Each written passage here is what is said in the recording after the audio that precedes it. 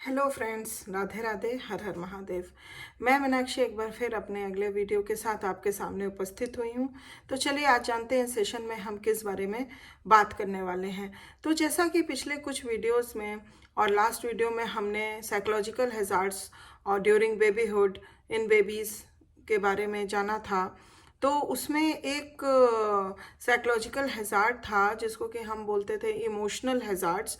तो emotional hazards जो भी हमने जाना जो डेवलप होते हैं ड्यूरिंग बेबीहुड पीरियड में, तो वो मेनली कितने प्रकार के होते हैं। तो मैंने बताया था कि वो मेनली 4 प्रकार के होते हैं, बट उसको थोड़ा और गहराई से जानने के लिए आज मैं उसको इस सेशन में लेकर आई हूँ। तो यहाँ पे हम जानेंगे common emotional hazards of babyhood, जो बेबीज़ जो हैं ड्यूरिंग बेबीहुड पीरियड में फेस करते हैं, किस तरह के इमोशनल हैजार्ड्स। आज इस सेशन में हम उस पर फोकस डालेंगे। तो मैं आशा करती हूँ कि आप वीडियो में अंत तक ज़रूर बने रहेंगे, और अगर आप मेरे चैनल पे न्यू व्यूवर हैं तो प्लीज़ जल्दी से सब्सक्राइब कर लीजिए, जिससे आगे आने वाले हर वीडियो का आप लाभ उठा सकें। तो चलिए इसी के साथ हम शुरू करते हैं। तो मेनली 4 प्रकार का जैसे इमोशनल हैजार्ड्स बेबीहुड पीरियड में देखे जा सकते हैं, और वो हैं emotional deprivation, stress, too much affection and dominant emotions. तो चलिए एक एक करके हम थोड़ा हर एक हैजार्ड पे, इमोशनल हैजार्ड पे फोकस डालते हैं। तो सबसे पहले emotional deprivation. Babies who are not given the opportunity to experience the normal emotions of babyhood, specially affection, curiosity and joy, do not thrive physically. तो जैसा कि अगर हम देखें कि बेबीहुड पीरियड में अगर किसी भी तरीके का अपॉर्चुनिटी जो है वो बच्चे को नहीं मिल पाती है इस तरह के इमोशंस को फील करने का, या उनको मतलब उस तरह से एक्सप्लोर करने का, जैसे कि स्पेशली अगर हम बात करें अफेक्शन, जॉय या फिर क्यूरोसिटी की, तो वो उसके लिए फिजिकली हमेशा थ्राइव बना रहता है बच्चे के अंदर। And if emotional deprivation is severe and prolonged, it inhibits the secretion of the pituitary hormones, including the growth hormone, and this may lead to what has been called deprivation dwarfism. तो अगर ये चीज़ जो होती है, जो ये deprivation, emotional deprivation होता है, वो परसिस्ट लंबे समय तक अगर कर गया रहता है, या फिर मतलब उसको बहुत ज़्यादा लंबा वो खिंच जाता है, प्रोलॉन्ग्ड हो जाता है, तो इस वजह से क्या होता है कि जो हमारी पिट्यूटरी ग्लैंड से पिट्यूटरी हार्मोन का सिक्रीशन होता है उस पर भी ये बहुत इफेक्ट करता है। And pituitary gland is very important for the growth of the person, specially the child. तो वो जो है ग्रोथ पे भी बहुत इफेक्ट डालता है, बच्चे के बहुत ज़्यादा ग्रोथ पे भी असर पड़ता है उसका, जिसकी वजह से अगर हम एक टर्म को जानें कि डिप्रीवेशन ड्वार्फिज्म, तो ये इमोशनल डिप्रीवेशन के कारण ड्वार्फिज्म बच्चे के अंदर आ जाता है। जितना लंबा या जितना ग्रोथ बच्चे का फिजिकली होना चाहिए वो नहीं हो पाता, और उसकी height and everything should be affected. तो ड्वार्फिज्म की कंडीशन भी बच्चे में देखी जा सकती है, and it is because of the emotional deprivation. In addition, emotional deprivation in babyhood often causes babies to be backward in their motor and speech development, and they do not learn how to establish social contacts or show affection. इसी के साथ साथ बच्चे का जो motor development और speech development होता है उसमें भी बहुत ज़्यादा इफेक्ट पड़ता है, and is not able to develop the social, that skill of the social, how to develop social contacts and the social affection with the any other persons. So they usually become listless, depressed and apathetic, and often develop nervous mannerisms such as thumb sucking. और वो क्या होते हैं, बहुत ज़्यादा listless हो जाते हैं, डिप्रेस्ड हो जाते हैं, अपेथेटिक बन जाते हैं, और नर्वस मैनरिज्म उनके अंदर डेवलप कर जाता है in the form of thumb sucking. तो इस तरह की प्रॉब्लम्स, हैजार्ड्स जो है बच्चे फेस करते हैं अगर उनको इमोशनल डिप्रीवेशन मिला है तो।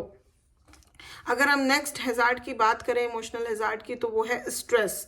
स्ट्रेस अ प्रोलॉन्ग्ड अनप्लेजेंट इमोशनल स्टेट। जैसा कि हम जानते हैं, स्ट्रेस हर एक व्यक्ति के लिए हार्मफुल होता है अगर वो बहुत लंबा खींच रहा है, लंबे समय तक परसिस्ट कर रहा है और बहुत ज़्यादा उसकी हम कह सकते हैं इंटेंसिटी है, तो वो किसी के भी लिए वो हानिकारक साबित हो जाता है और ये बहुत ही अनप्लेजेंट इमोशनल स्टेट होता है व्यक्ति के अंदर। जैसा कि अगर हम बेबीज के अंदर देखें तो in a form of fear, anger, and it cause endocrine changes with upset body homeostasis।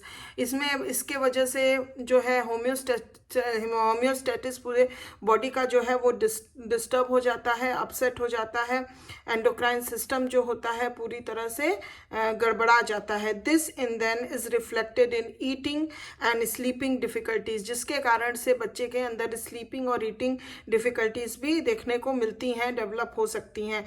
और nervous mannerism such as excessive thumb sucking, और अगर नर्वस मैनरिज्म भी डेवलप हो जाता है, ऑलवेज बच्चा जो है वो थंब सकिंग करता रहता है, एंड इन एक्सेसिव क्राइंग, और देखो तो बिना बात के भी बच्चा बहुत ज़्यादा रोता है, क्राई करता है, एक्सेसिव क्राइंग की कंडीशन डेवलप हो जाती है। There are many causes of stress. अगर हम देखें किसी के पीछे बहुत सारे कारण भी होते हैं, तो स्ट्रेस के पीछे भी बहुत सारे कारण हो सकते हैं, जैसे कि पुअर हेल्थ, पेरेंटल निग्लेक्ट, अगर पेरेंट्स बच्चे को कंटिन्यूस निग्लेक्ट कर रहे हैं, and poor environmental conditions that interfere with proper sleeping and eating, but constant and close association with a nervous tense mother is a particularly important factor.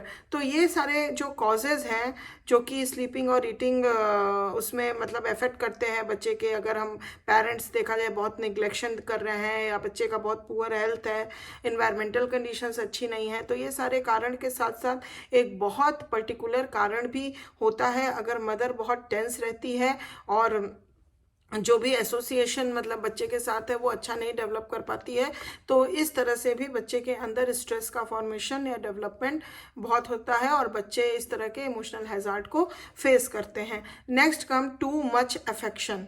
Parents who are over solicitous or over demonstrative encourage their babies to focus their attention on themselves and to become self-bound and selfish। Parent जो बहुत ज़्यादा over सॉलिसिटस हैं या फिर over demonstrative nature के होते हैं, वो अपने बेबी को हमेशा इस बात पे फोकस करने को बोलते हैं कि वो अपने आप पे ज़्यादा ध्यान दे, फोकस करे और सेल्फ बाउंडेड बन जाए, यानी एक तरह से हम बोल सकते हैं सेल्फिशनेस के तरफ उसको इंकरेज करते हैं। Babies thus expect others to show affection for them but they do not reciprocate. तो इस वजह से बच्चे के अंदर ये टेंडेंसी डेवलप हो जाती है कि वो इतना ज़्यादा सिर्फ अपने बारे में सोचता है, तो वो सोचता है कि दूसरे लोग उसके बारे में सोचें, उससे कांटेक्ट रखें, उससे अफेक्शन रखें, बट अगर रेसिप्रोकेट करने की बात आती है तो वही चीज़ वो दूसरों को नहीं देता है। हाँ, वो चाहता है दूसरे से अफेक्शन, बट रेसिप्रोकेशन में वैसा अफेक्शन वो नहीं दे पाता है क्योंकि वो बहुत ही ज़्यादा सेल्फ बाउंडेड और सेल्फिश बन चुका रहता है। Next comes dominant emotions. Conditions in the baby's environment encourage the development of certain emotions to the exclusion of others, and these eventually become dominant unless conditions change and development of their emotions is encouraged। अगर देखा जाए जो babies का environment होता है वो उसके कई सारे इमोशन को, सर्टेन इमोशंस को जो डोमिनेंट इमोशंस हो जाते हैं, जो बेबी को देखते ही समझ में आता है कि हाँ बेबी कैसा है, उसके अंदर कैसा इमोशंस डेवलपमेंट हुआ है, तो वो जो है उसके इन्वायरमेंट कंडीशंस पे डिपेंड करता है। और अगर मान लीजिए वो पॉजिटिव इमोशंस भी हो सकते हैं, नेगेटिव इमोशंस भी हो सकते हैं, तो ये पूरी तरह एनवायरनमेंट कंडीशन पे भी डिपेंड करता है बच्चे को किस तरह का कंडीशंस मिल रहा है। बट अगर हम देखें कि अगर हमें कुछ चेंज उसके में लाना है या आ सकता है, तो वो तब आएगा जब उसके कंडीशंस में हम किसी प्रकार का चेंज करेंगे। तो हम देख सकते हैं, एक एग्जांपल के तौर पे हम ये देख सकते हैं, timidity may persist long after babyhood if a shy or fearful child is exposed to too many strangers और टू मैनी फ्राइटनिंग सिचुएशंस। तो हम ये देख सकते हैं कि अगर एक बच्चा बहुत शाय नेचर का है या फिर फियरफुल है, उसके अंदर मतलब बहुत डर वाली भावना डेवलप हुई हुई, और तो उसके अंदर एक टिमिडिटी वाला डेवलपमेंट हो जाता है। जब अगर हम उसको अचानक से बहुत ज़्यादा मतलब स्ट्रेंजर्स के बीच में छोड़ देते हैं या फिर फ्राइटनिंग सिचुएशन के बीच में डाल देते हैं, तो उसके अंदर टिमिडिटी डेवलप हो जाती है। तो इस तरह से हम देखते हैं कि कुछ फैक्टर्स के चलते बच्चे का जो है वो डोमिनेंट इमोशन जो है वो रिफ्लेक्ट करता है।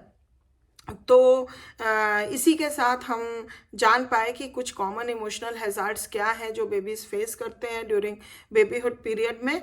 तो मैं आशा करती हूँ कि आपको ये सारी जानकारी पसंद आई होगी। अगर अच्छी लगी है तो प्लीज़ एक लाइक ज़रूर दे दीजिए, जिससे मेरा उत्साह और बढ़े और मैं और भी अच्छी जानकारियाँ आपके समक्ष लेकर उपस्थित हूँ।